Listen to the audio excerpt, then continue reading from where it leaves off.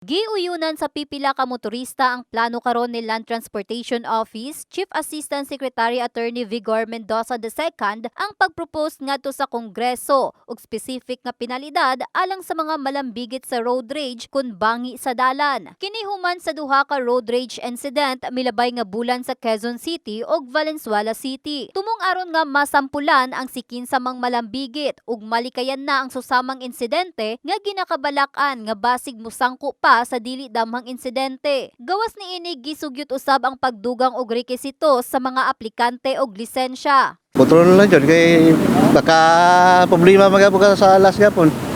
Kung basta lang, magsumbaganay mo na, o maglulutay mag-armas, liso na kayo. Kontrol lang dyan. Kaya dapat tayo sa permit po dadala armas. Kay kasaka dadala armas, katulad yung nasa gobyerno ko. Kung civilian ka magdadala ka armas, dapat na permit niya po ni. Sa dili sila maano gyapon sa masabit sa dalan ana. Kung sakon lang na kay dalan man, siyempre init tapos traffic. Kung magpadala sa emotion mo sa kaking mo, kita kontra jud. Ano murag okay pod. Para sa mga tao nga abusado kag kuan ba makontrol nila sarili nila sunod.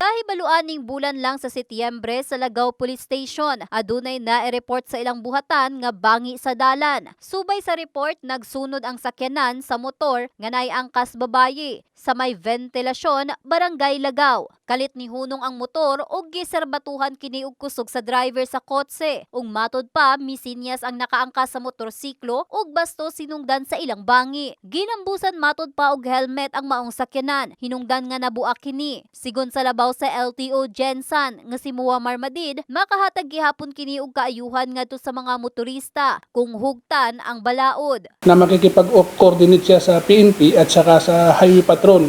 So probably ang mga nahuhuli na driver gusto nila mag-apply ng driver's license, gusto nila doon malaman if ever kung sino man yung driver na mayroong baril. Gusto niya i-coordinate sa PNP, FEO na malaman kung sino man yung mga driver na may dalang baril.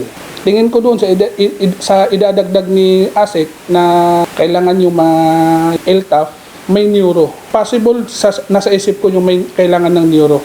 Yung may mga driver na may pag-ari ng baril. Nawagan na lang ni Madid ngadto sa mga driver. Kalma lang. Huwag daanin sa init ng ulo, traffic, git-gitan. Kung merong nakikipag-git-gitan sa iyo, lalo na dyan sa may, yung ginaayos dyan sa may underpass. May nangyayari dyan na nakikipag-git-gitan. Huwag na. Tagaan na lang ng lugar ba? Kung may makipag-git-gitan, ibigay mo na sa kanya yung daan. Paunahin mo na kasi kung sasabayan mo siya, sakit, init ng ulo mapupunta. In the heart of changing lives, kini si Russell Jean Mantile sa Brigada News Gensan, Brigada News.